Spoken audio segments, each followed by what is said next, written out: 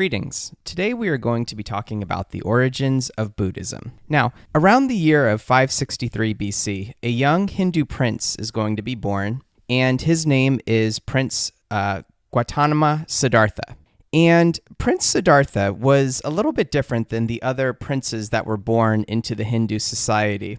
Even at a very young age, he seemed unhappy, even though he was surrounded by wealth and opulence. And one day he decided to leave his father's palace and go off into the wilderness to try to understand the underpinnings of human suffering.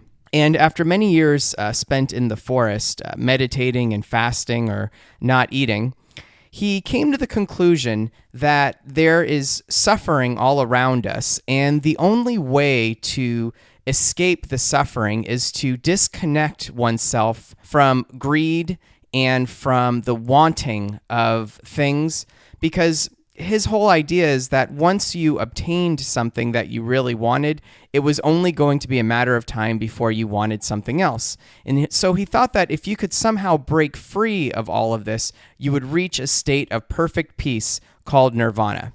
And he called this concept the Four Noble Truths.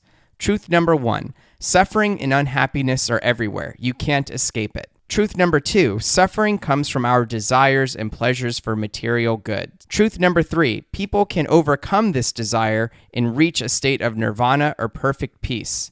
And finally, number 4, once you have reached this perfect peace, it can be accomplished by following the Eightfold Path or the 8 teachings.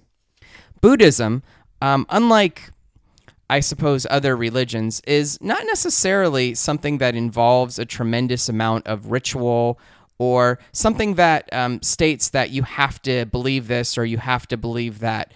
It's kind of more of a philosophy than anything else. As a matter of fact, Siddhartha was against some of the Hindu practices, even though he was a Hindu himself. Like the Hindus, he believed in reincarnation, and he also believed in the worship of other gods. But where he broke away from the Hindus is he did not believe in any type of animal sacrifice, and he was also against the caste system as well. In the year 250 BC, there is going to be a king of India named Ashoka.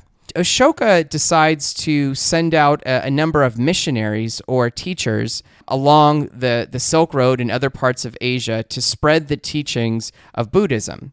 This concept is going to actually get Buddhism into China, where it will become the largest religion in China. As a matter of fact, Buddhism is one of the largest religions in the world today. Both famous Buddhists include both Phil Jackson, the former coach of the Los Angeles Lakers, as well as Tiger Woods. As Buddhism was spreading throughout the world, people began to change the Buddha into different things to suit their own society. Eventually, Buddhism and Hinduism began to have disagreements, and they finally broke off into creating their own two sects, Buddhism and Hinduism. That's all for now. Thanks for listening.